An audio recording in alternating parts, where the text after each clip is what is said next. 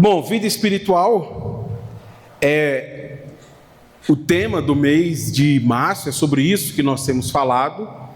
E para explicar o objetivo dessa série de mensagens, eu tenho recorrido a uma tendência que viralizou na internet no mês de janeiro, fevereiro, e que quase todo mundo viu alguma coisa nesse sentido. Nessas publicações, o que se pretendia era criar um contraste entre dois momentos na vida de uma pessoa. Mostrava a pessoa numa fase da sua vida e depois mostrava a pessoa em outra fase da sua vida. Provavelmente você viu alguma dessas publicações que diz assim: primeiro você começa, depois você melhora, pegando dois momentos da vida de alguém. No primeiro momento, uma questão profissional, uma questão de estética, uma questão de alguma coisa pessoal, e no segundo momento, depois você melhora como aquela pessoa conseguiu alguma coisa de significativo na sua vida, depois de um tempo e um esforço e uma dedicação. É exatamente isso que eu tenho feito aqui. Eu tenho explicado sobre dois momentos distintos na vida espiritual de Israel.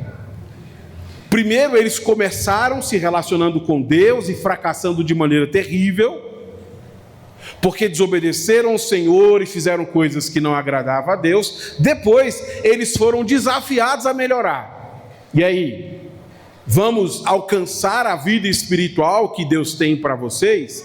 E nós temos olhado esses contrastes. Os contrastes da vida espiritual que Deus coloca para nós considerarmos a nossa própria vida espiritual. Como está a sua vida espiritual? Ela está no primeiro você começa, ou ela já chegou no depois você melhora? Pastor, eu já cheguei no depois você melhora. Então, o sermão da semana que vem, eu quero falar com você que acha que já chegou lá e está só esperando a gente. Mas para todos os outros, para todos nós, os contrastes servem para mostrar como a nossa vida tem fracassado naquilo que nós já deveríamos ter crescido. O texto de hoje, versículo 18 a 20, e aí vocês vão ver que nós já passamos por 10 versículos. O texto de hoje, versículo 18 a 20, de Isaías capítulo 1, será apresentado uma mensagem conhecida pelo povo de Israel, que é a mensagem dos dois caminhos. Existe um caminho cheio de exigências, e que se você quiser seguir neste caminho, você precisa observar essas exigências. E existe outro caminho que não tem exigência nenhuma. E esta que é uma mensagem antiga da Bíblia Sagrada, vai mostrar que os dois caminhos não se encontram lá na frente. Um caminho está levando numa direção e o outro caminho está levando em outra direção. Então eu quero mostrar para vocês que a nossa vida espiritual é reflexo das decisões que nós tomamos e os caminhos que nós seguimos. Quero mostrar quais são as exigências para seguir por um caminho e qual é o outro caminho que não faz exigência nenhuma e qual será a nossa decisão depois disso. Eu começo explicando o versículo 18.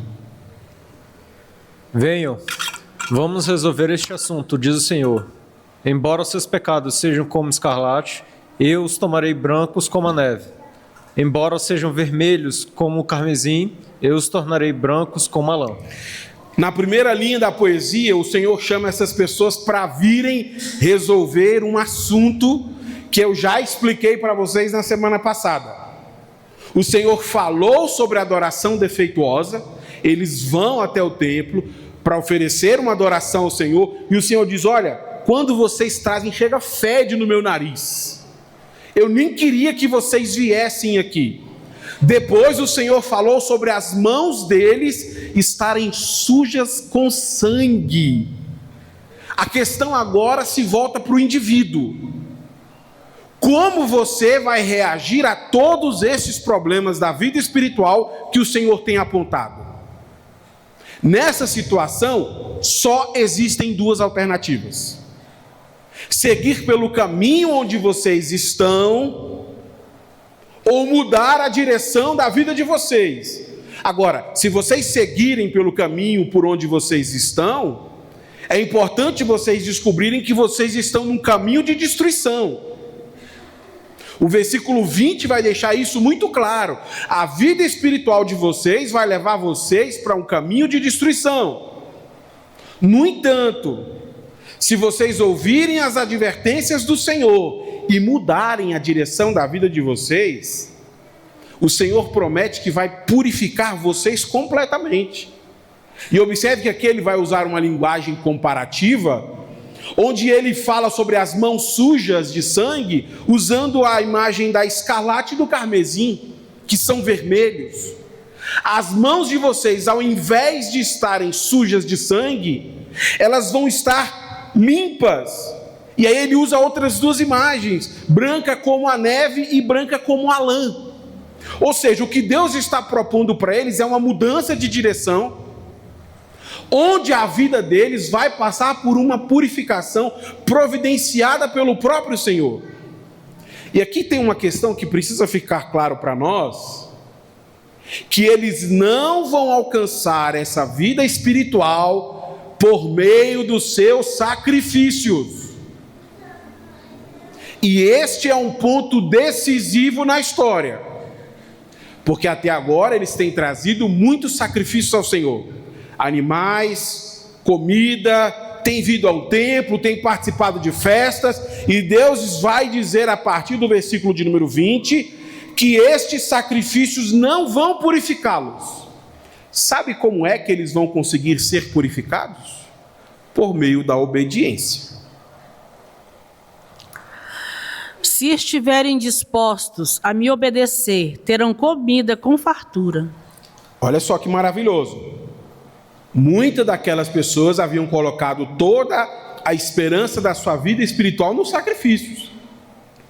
Eu vou até o templo, levo um sacrifício, levo um pão, eu participo de uma festa, eu estou na igreja, logo a minha vida espiritual está como? Está 10. Mas chega aqui e o Senhor revela que os sacrifícios sozinhos não são suficientes para torná-los limpos. No versículo 19, o Senhor está dizendo que eles precisam obedecê-lo. Não é apenas trazer coisas ao Senhor, mas é decidir obedecer o Senhor. Não tem como obedecer às ordens do Senhor apenas as que me interessam, porque ir até o templo é uma ordem do Senhor, mas viver em santidade também é uma ordem do Senhor. Então não tem como ir ao templo não estando em santidade. Não tem como oferecer um sacrifício não estando em comunhão com as pessoas.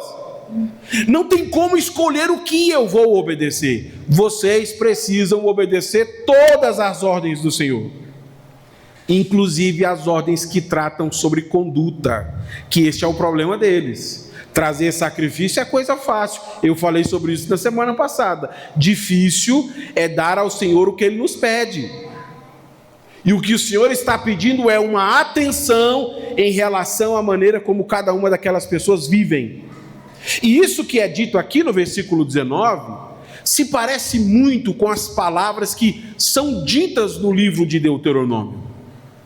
Deuteronômio repete muitas vezes este mesmo princípio que está colocado aqui: ouçam ao Senhor, obedeçam ao Senhor, e então vocês vão colher as bênçãos que a terra produz. As mesmas coisas que são ditas em Deuteronômio é dito aqui. O Senhor está afirmando a mesma coisa. Se vocês estiverem dispostos a obedecer, o que vai acontecer com eles? Terão comida com fartura. Isso que Isaías está dizendo, eles já sabem. O que o Senhor está nos pedindo não é nada de novo. O Senhor já nos disse isso. Ouçam e obedeçam. Vocês precisam reconhecer que naturalmente vocês não se inclinam para o Senhor. Naturalmente nós nos inclinamos à desobediência. E por isso que nós precisamos ouvir e obedecer. Porque não tem como obedecer ao Senhor sem ouvir as suas ordens. Não tem como obedecer ao Senhor sem tomar a decisão de fazer isso. E sabe o que é mais interessante em tudo isso? Apesar do caminho do Senhor ser muito claro, ouçam e obedeçam, o versículo de número 20 vai mostrar para nós que existe um segundo caminho, o caminho da desobediência. Se pelo caminho que leva até a vida espiritual que eles estão procurando, eles precisam obedecer a Deus, o que o caminho da desobediência exige e para onde o caminho da desobediência leva? Versículo 20. Se, porém, se desviarem e se recusarem a ouvir, serão devorados pela espada. Eu, o Senhor, falei. Se o versículo 19 falou de maneira positiva, o versículo 20 apresenta uma advertência severa. Qual é a mensagem positiva do versículo 20? Se vocês obedecerem ao Senhor, essa terra vai produzir uma boa colheita. Qual é a mensagem negativa do versículo 20? Se vocês desobedecerem ao Senhor, vocês serão destruídos pelos seus inimigos. Você percebe? São dois caminhos, mas que estão levando para direções diferentes. O caminho da obediência é cheio de exigências. Obedeça ao Senhor. Obedeça ao Senhor em tudo. Mas obedecendo ao Senhor em tudo, o que vocês vão encontrar é uma terra que produz bênçãos. Mas também existe um outro caminho, o caminho da desobediência, que não exige nada de vocês. Mas sabe o que é que vai encontrar vocês no final do caminho da desobediência? O fio da espada dos seus inimigos. Às vezes as pessoas acham que todos os caminhos levam até Deus. Isaías deixa claro para nós que não é assim. Se você escolhe seguir pelo caminho que não tem exigências, o caminho que você decide o que vai fazer, o resultado é muito conhecido. E por isso que eles devem prestar atenção. Sabe por que você deve prestar atenção? Porque foi você que escolheu este caminho. Você já ouviu esse ditado? Filho de peixe, peixinho é? Quando se trata das nossas decisões, isso aqui é tratado de maneira individual na Bíblia. Pastor, o meu pai, a minha mãe escolheram o caminho da salvação. O que será de mim? Aí é você quem decide. É você quem determina por qual caminho você vai trilhar. O da obediência ou da desobediência? E por isso que as palavras de Isaías têm um peso tão grande. E sabe o que é que dá mais peso às palavras de Isaías? A maneira como Isaías finaliza. Isaías termina dizendo: eu, o Senhor, falei. Ou seja, essas aqui não são críticas que Isaías está fazendo à liturgia de Israel. Isaías não foi no templo, pegou um caderno e começou a anotar as coisas e disse: olha, isso aqui está errado, aquilo está errado, na porta da igreja deveria ter isso, não gosto desse tipo de música. Nós não estamos ouvindo a opinião dele. O que nós estamos ouvindo aqui é as palavras que o próprio Senhor deu ao profeta. E o Senhor disse a ele: anuncia a essas pessoas que são dois caminhos totalmente diferentes, levando para lugares muito diferentes, com exigências muito diferentes. E estes caminhos eu que estou dizendo a eles, porque cada pessoa deve decidir o caminho que vai trilhar. Quando nós lemos então a palavra de Isaías, ela se volta a nós com a oportunidade de nos confrontar para a gente escolher por onde nossos passos vão seguir. Nós vamos seguir pela vida sem exigências? Ou nós vamos seguir pela vida de obediência a Deus? É claro que o caminho da perdição sempre é mais fácil, e por isso que Jesus usa a linguagem do caminho largo, fácil, porque a vida que leva à destruição é assim, ela não exige nada de você.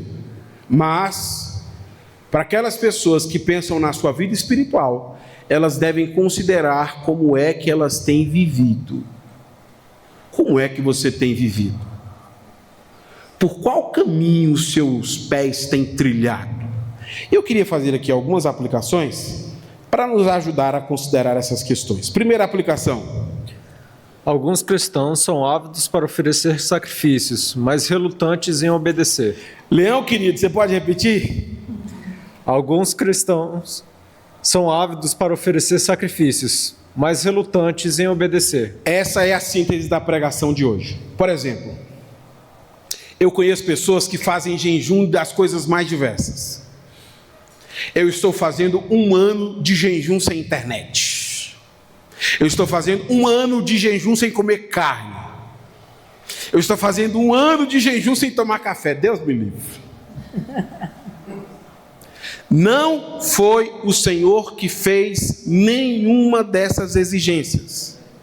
Foi a pessoa que decidiu fazer isso ao Senhor. Mas alguns cristãos são assim. Eles só funcionam nos seus extremos. Eles querem fazer coisas difíceis para Deus. Deus, próximo domingo eu quero vir de joelho para a igreja. Andando é fácil demais.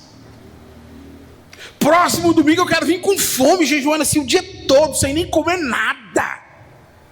Eles são ávidos a fazer sacrifícios. Em contrapartida, eles não estão dispostos a obedecer. Eles estão dispostos a ficar 1 ano sem internet, mas não estão dispostos a perdoar aqueles que lhes ofendem. Eles estão dispostos a ficar 1 ano sem comer arroz, mas não estão dispostos a falar a verdade. E a gente começa a viver como? Por sacrifícios. E você já percebeu como a gente se impressiona com isso? Mateus capítulo 6, Jesus fala sobre isso. A espiritualidade hipócrita é uma espiritualidade que gosta de impressionar as pessoas. Se alguém chega para você e diz assim: em 2025, 2024, eu jejuei 365 dias. Você fala: uau, que incrível. Em 2025, eu fiquei o ano inteiro de jejum de internet. Nossa, você é guerreiro, senhor. A próxima pergunta que nós deveríamos fazer é: e você obedeceu às outras ordens? Ou foi só essa aí? Você ficou sem comer arroz, mas na sua boca não faltou palavra torpe. Você ficou sem usar a internet, mas não faltou rivalidade e contenda nos seus relacionamentos.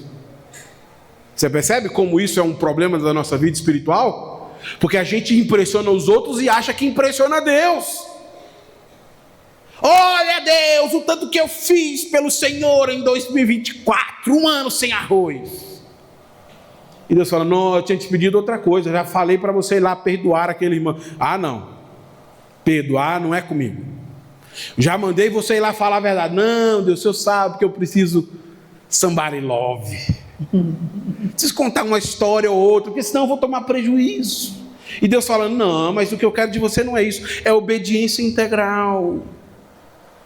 E nós estamos enganando a nossa vida espiritual com sacrifícios que nós mesmos criamos. E nós mesmos ficamos impressionados com os nossos sacrifícios, a ponto de alguém até bater nas suas próprias costas e dizer: cara, eu arraso demais. 1 ano sem internet, eu sou um sucesso. Se você quer impressionar o Senhor, esteja disposto a obedecer o Senhor. Sabe quem é que vai ficar impressionado com os seus sacrifícios? A gente. Se você contar, a gente vai falar: nossa, que legal. 1 ano sem café, Deus me livre desse sacrifício aí. Se quiser, talvez 1 dia, 1 hora, tô dentro, mas... E por que você não faz um sacrifício desse, pastor, em 2025? Porque o sacrifício que Deus está exigindo de nós é obediência a tudo. Não é obediência a uma única coisa. E por isso que a nossa vida não avança. A nossa vida espiritual anda assim, ó, calejada. É 1 ano sem comer arroz e você não cresceu nada espiritualmente. Porque você está fazendo apenas uma coisa, não tudo que Deus lhe exige. Segunda aplicação: a vida espiritual que você procura será resultado da sua obediência ao Senhor, não dos seus sacrifícios. Eu expliquei isso no versículo 18. Essas pessoas não foram purificadas trazendo sacrifícios, pelo contrário, O Senhor disse que os sacrifícios dela fediam. O Senhor não queria que eles fossem às festas, porque nada daquilo era bom, porque as mãos deles estavam sujas de sangue. Então o Senhor disse: eu não quero nada disso, eu quero que vocês me obedeçam. A perversidade, a maldade que vocês cometem me aborrece. Eu queria citar um texto aqui, que eu considero o texto áureo da obediência. Todos nós sempre precisamos lidar com o desafio da obediência. Por quê? Porque todos nós achamos mais importante oferecer sacrifícios do que obedecer. E eu queria ler o texto áureo da obediência, que é um texto maravilhoso que se consagrou na boca de outro profeta. A ordem do profeta é: ó, você vai lá lutar contra os amalequitas, eles cometeram muita perversidade, o Senhor está indo levar juízo até eles por causa do mal que eles fizeram, é para destruir tudo. E aí o que acontece? Saul vai para a guerra contra os amalequitas, e ao invés de obedecer, o que Saul fez? Não destruiu tudo. Trouxe animais, trouxe o rei vivo e ficou todo feliz. Ah, eu sou o cara mais obediente que existe. Por quê? Porque eu trouxe os animais para oferecer em sacrifício para Deus. Deus mandou destruir e ele trouxe para oferecer. Ele está todo feliz esperando Samuel chegar, para dizer: eu fui lá e ao invés de destruir, olha o tanto de bode que eu trouxe aí, ó. Dá oferecer bode aí para Deus, uns 3 anos de bode sacrificado. Agora veja a resposta do profeta Samuel a Saul. 1 Samuel 15, 22. O que agrada mais ao Senhor, holocaustos e sacrifícios, ou obediência à voz dele? Ouça, a obediência é melhor que o sacrifício, e a submissão é melhor que ofertas de gordura de carneiros. Não dá para alcançar a vida espiritual que Deus tem para você oferecendo sacrifícios que você criou. Ah, Deus, é um ano sem isso, um ano sem aquilo. Na sua cabeça isso pode até parecer bom, relevante, mas não funciona com o Senhor. O que o Senhor quer não são os seus sacrifícios. O que o Senhor quer é a sua obediência. Está escrito ali: a obediência é melhor do que os sacrifícios. A submissão é melhor do que ofertas de gorduras de carneiro. Se você vai continuar com a sua vida espiritual fazendo sacrifícios para Deus, mas desobedecendo a Ele, a sua vida espiritual não melhora. E às vezes nós achamos que essa é a solução. Eu sou pastor de igreja local há 15 anos. E eu conheço um sem número de pessoas que não são cristãos, que costumam enviar ofertas e dízimos para a igreja, sem nunca nem vir à igreja. Porque na cabeça dessas pessoas funciona. Eu não vou ao templo, mas eu envio minha oferta, envio meu sacrifício. Como é que Deus está? Feliz.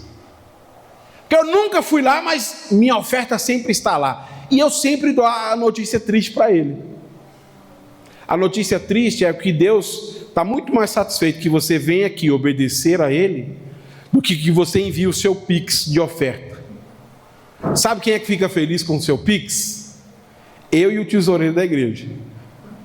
Que a gente vai pagar as contas da igreja em dias. Mas se você quer impressionar o Senhor, o seu Pix não deve chegar sozinho. Deve chegar com a sua vida de submissão a Deus. Não. Eu mando só o meu dinheiro. Então, você está perdendo o seu tempo. Porque quando o seu sacrifício chega, ele chega a feder para Deus. Ele aborrece a Deus. Deus tem que virar o rosto. Porque a sua vida exala um cheiro de pecado e transgressão, de perversidade. Porque suas mãos estão contaminadas de sangue. A sua adoração tem que chegar junto com sua vida. O que essa noite você precisa mudar na sua vida para tornar a sua adoração mais adequada? O quê? Pastor, eu acho que eu preciso me sacrificar mais. Já decidi, domingo que vem eu vou vir descalço. Já sei, quando chover eu tenho que vir na chuva, mesmo que eu fique gripado. Quando não tiver carro, eu tenho que vir andando. Irmão, esse sacrifício é a gente que cria. Você quer agradar ao Senhor? Obedeça às palavras do Senhor. É bem simples. Ah, não preciso vir andando descalço, de joelho, não preciso pegar. Não, obedeça às palavras do Senhor. Isso é mais do que suficiente. A vida espiritual que você procura está nisso. Terceira aplicação. Sua seletividade religiosa será prejudicial para a sua vida espiritual. Para não perder o costume, lê de novo, Leão. Sua seletividade religiosa será prejudicial para a sua vida espiritual. Sabe o que é seletividade religiosa? É quando você decide o que você quer obedecer.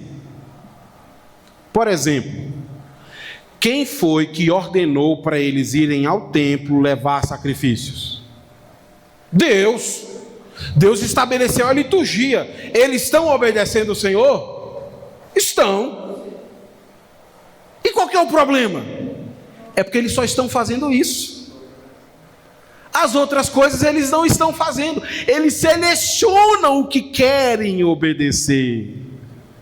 Ah, eu vou ao templo, mas eu não vivo em santidade.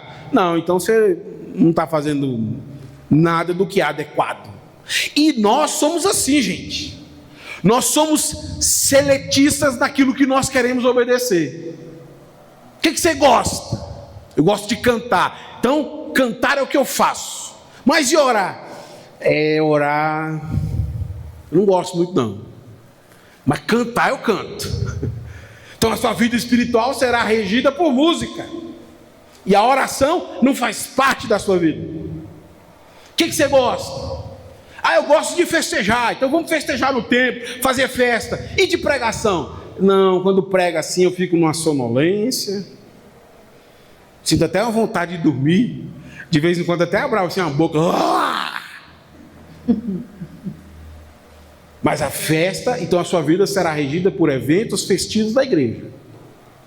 E nós vamos conduzindo as nossas vidas assim. A gente escolhe o que quer fazer e deixa de fora o que a gente não gosta de fazer, achando que isso vai elevar a nossa vida espiritual. Deus, eu já faço muitas coisas. Como assim você já faz muitas coisas? Quem foi que pediu para você vir ao meu templo? Quem foi que pediu os seus sacrifícios? Essa foi a resposta do Senhor. Por quê? Por causa da seletividade religiosa. Deixa eu te fazer uma pergunta confrontadora.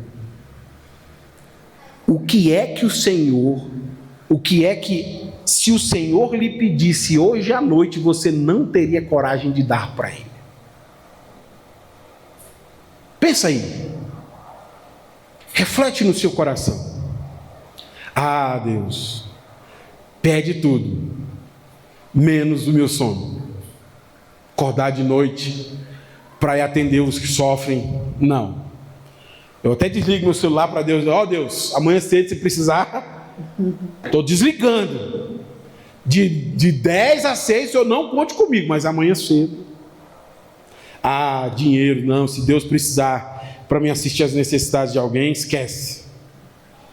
Eu quando digo assim, olha, pode contar comigo, é uma oração, não é dinheiro que eu estou falando não. E todos nós temos esses problemas que são problemas característicos da nossa religiosidade falha. A gente quer fazer aquilo que a gente gosta de fazer. Por isso que todo crente tem um pastor favorito. Sabe por quê? Porque nós gostamos do pastor que mais faz coisas que a gente gosta. Se o pastor costuma marcar movimentos de ir ao shopping, para a gente passear no shopping, e você gosta de ir no shopping, quem é o pastor do seu coração? Se o pastor gosta de mexer com construção, e você ama ficar na construção, carregando tijolo, cimento, quem é o seu pastor favorito? E nós vamos criando essas semelhanças com aqueles que fazem coisas que a gente gosta, e acha que a vida cristã é isso. É o que eu gosto de fazer e o que eu não gosto. O seu desafio hoje é obedecer em tudo ao Senhor. Amém, Jesus. Antes de continuar com a próxima aplicação, eu queria fazer uma oração por isso. Amém, Jesus. Porque agora eu acabei de lhe perguntar qual é o pedido que, se o Senhor lhe fizesse hoje, você não daria. E eu queria orar exatamente para isso, para que o Espírito Santo trouxesse luz à idolatria que pode estar no seu coração. O dia que nós entregamos a nossa vida ao Senhor, nós entregamos tudo ao Senhor, tudo. Toda a nossa obediência a Cristo. Não pode existir 1 centímetro da sua vida que Jesus não é Senhor. Aleluia. Não pode existir um aspecto da sua vida que Jesus não pode entrar. Jesus tem que fazer parte de todas as suas rotinas. Feche os seus olhos, coloque simbolicamente a mão sobre o seu coração. Eu oro por você sentado como você está. Espírito Santo de Deus, que tem estado com a igreja, é o Senhor que nos convence do pecado, da justiça e do juízo. Se porventura há em nossos corações esse tipo de pecado e de inclinação perversa, se nós somos como esses israelitas que têm sido seletivos em sua obediência, o que nós pedimos ao Teu Santo Espírito é que traga luz ao nosso entendimento neste momento. Esclarece para nós, ó Deus, quais são os desafios que estão postos para nós neste momento. Que o Teu Espírito Santo nos ajude a superar os nossos próprios dilemas e fragilidades. Que o Teu Espírito Santo nos convença de qualquer e todo pecado que se alojou em nossa vida e que tem nos impedido de obedecer o Senhor. Em nome de Cristo Jesus eu peço isso, Deus, para que possamos crescer em nossa vida espiritual e para que possamos amadurecer na fé que é em Cristo Jesus. Assim eu oro e te peço em nome de Cristo Jesus. Amém. Quarta aplicação. Há muitas igrejas sendo enganadas por profetas vendedores. Profetas vendedores? O que são isso? Eu não sei se você é uma pessoa antenada com o mundo religioso, mas há muitas pessoas que acham que as críticas que elas fazem à vida espiritual dos outros é discurso profético. Se você está aí na internet, essa é uma palavra assim, quase desgastada, é que nem pneu de carro usado. Discurso profético. O que é discurso profético? É a maneira como eles criticam a liturgia do outro. E discursos proféticos como esse se proliferam assim na internet aos montes, criticando culto, criticando denominação, criticando pastor, criticando tudo. São os grandes profetas do Apocalipse. Qual que é a solução apresentada por esses profetas comerciais? Duas. Primeira solução: saia da sua igreja e venha congregar na nossa. Se você está numa igreja que faz XYZ, saia dessa igreja. Você não deveria continuar nela. Ou então, se você quer aprender como melhorar, compre o nosso curso ou compre o nosso livro. E aí, o que esses profetas comerciais têm feito? Vendido uma vida espiritual que você nunca alcança. Você já parou para pensar a quantidade de cristãos que são seduzidos a mudar de igreja? Eu conversava com um amigo essa semana e citei este exemplo. Um dia eu liguei para fazer uma cotação de seguro. Eu me arrependi de ter feito isso. Porque toda semana eles me ligam e mandam e-mail, toda semana. Já contratou? Quer contratar outro? E parece que eles têm um network, passam o contato seu para todo mundo. E toda semana alguém me liga, já contratou? Quer contratar? E-mail, ligação. E eu estava falando com este amigo. Quando um crente diz que está saindo da igreja dele, meu irmão, parece vendedor de telemarketing. Ixi, sua vida espiritual vai mudar se você vir para a nossa igreja. É na nossa igreja que sua vida alavanca. Se a sua vida espiritual quer mudar, faça o nosso curso, a nossa especialização, a nossa graduação. E essas pessoas têm explorado isso. Eles estão na internet criticando todo tipo de igreja e pessoa e chamando pessoas para a igreja deles. E como os crentes ficam? Perdidos. Porque ao invés de estarem obedecendo o Senhor, eles começam a ir para a internet criticar a igreja. Ah, tem igreja que faz isso, tem pastor que faz aquilo outro. E denegrindo a imagem da igreja de Cristo. Irmão, sabe quem é a igreja de Cristo? As pessoas salvas por Cristo. Vocês são a igreja de Cristo. A igreja de Cristo não são os políticos corruptos. A igreja de Cristo não são pessoas que estão vendendo cursos. A igreja de Cristo são pessoas que Cristo salvou e comprou. Quando nós estamos falando da igreja, nós estamos falando dentro dessa esfera aqui, Deus levanta a sua palavra para nos corrigir. E muitos cristãos estão sendo enganados. Olha só, deixa eu provar esse ponto para você, só para você ver como isso aqui é um ponto falho. Você já viu a quantidade de livros e cursos disponíveis hoje sobre teologia? Eu comecei a estudar teologia, me matriculei na minha graduação em 2004. Era uma dificuldade para achar um curso de graduação em teologia. Hoje tem teologia em livro assim aos montes, online, PDF, impresso, aplicativo, áudio. Você faz curso presencial, à distância, fora do Brasil, no Brasil, em português, em língua estranha. Tem curso de tudo. A pergunta que eu faço é: a qualidade da vida espiritual da igreja melhorou? E sabe por que a qualidade da vida da igreja não melhorou? Porque nós estamos ouvindo profetas vendedores. Eles não estão apontando para a Bíblia como sendo a palavra de Deus, que deve nos corrigir e nos admoestar. Eles estão apontando para as suas estruturas religiosas.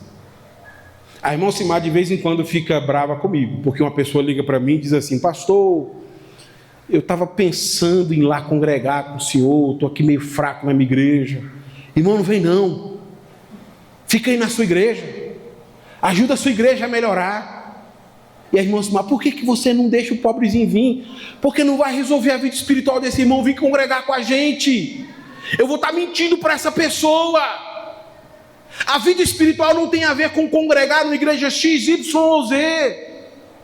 A vida espiritual não tem a ver com quantos livros você lê num ano. A sua vida espiritual será resultado da sua obediência à palavra de Deus. Aleluia! Glória a Deus. E nesse sentido a sua vida espiritual pode piorar, porque você sai dessa igreja e vai procurar outra e continua ouvindo abobrinha, continua deixando se enganar. Isso é um problema que tem que servir como um alerta para nós. Jeremias termina de falar e diz: assim diz o Senhor, é palavra de Deus. Isso não sou eu que estou dizendo. Eu posso ter 1 milhão de críticas à Assembleia de Deus. Eu sou assembleano desde que nasci. Mas não são as minhas críticas que vão melhorar a Assembleia de Deus. Se nós queremos uma igreja pujante, vibrante, nós precisamos de crentes dispostos a obedecer a palavra do Senhor.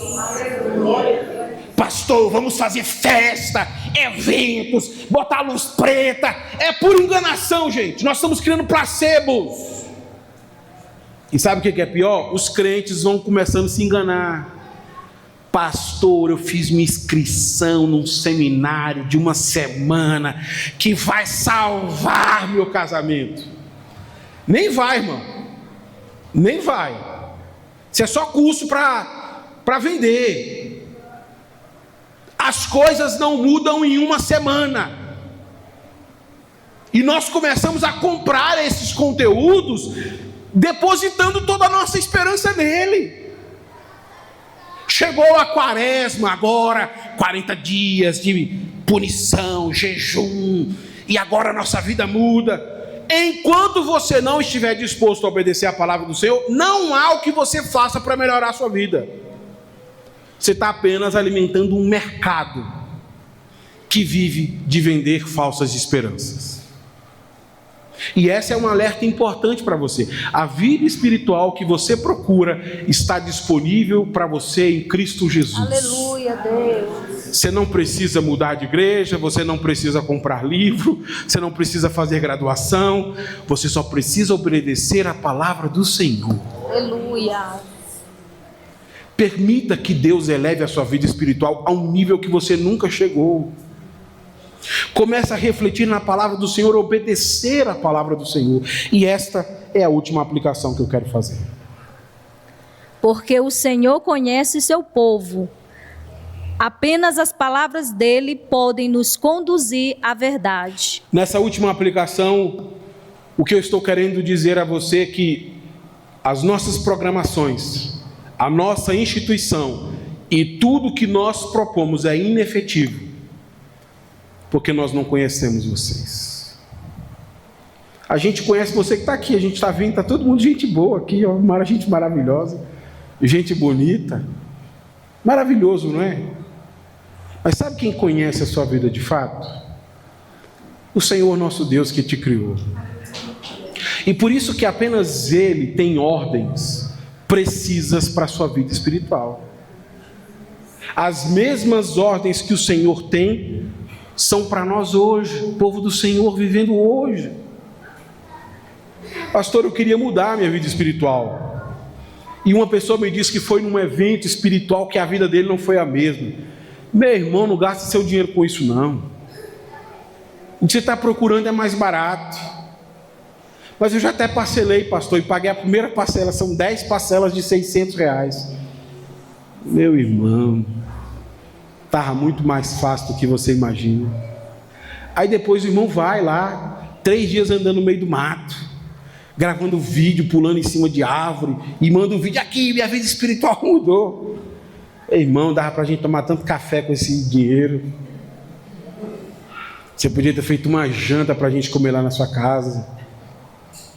Sua vida espiritual não mudou por causa disso aí. Pastor, para de ser negativo. Não é ser negativo, é ser realista, meu irmão. As coisas não funcionam assim. Não somos nós que criamos essas regras. Pastor, a vida da nossa igreja precisa melhorar. Precisa. Eu já sei o que fazer, pastor. Nós vamos ficar 30 dias aqui, ó, reunidos, orando todo dia. Ótimo. Mas durante esses 30 dias, nós vamos ficar 30 dias obedecendo a palavra do Senhor? Ou nós só vamos vir aqui 30 dias depositando a nossa fé e a nossa esperança nesses 30 dias? É por isso que crente gosta tanto de campanha. Porque o cristão passa a depositar num único esforço a esperança de toda a sua vida. Eu vou vir aqui 7 dias e a minha vida tem que mudar. Não tem nem como continuar. Aí Deus fala, não, mas o que eu estou pedindo de você não quer dar. Não, Senhor, mas eu me sacrifiquei. Eu vim aqui sem poder vir. Eu dei uma oferta sem poder dar. E Deus dizendo, não, mas o que eu te pedi era muito mais barato. Era só obedecer minha palavra. Por que você não fez isso? E aí nós estamos vivendo diante de um grande dilema pessoal. Qual é o caminho que você vai trilhar hoje? O da obediência ou o da desobediência? O dos sacrifícios inúteis ou da obediência à palavra de Deus? É uma decisão que cada pessoa precisa tomar. E eu queria orar por você para que você tomasse essa decisão. Senhor, o que na minha vida não está em ordem que precisaria estar? O que eu tenho sido descuidado em obedecer ao Senhor, que eu preciso começar a obedecer a partir de hoje? E eu queria orar por isso, porque eu tenho certeza que o Espírito Santo pode te convencer a tomar uma decisão diferente esta noite. Coloque-se de pé que eu quero orar por você.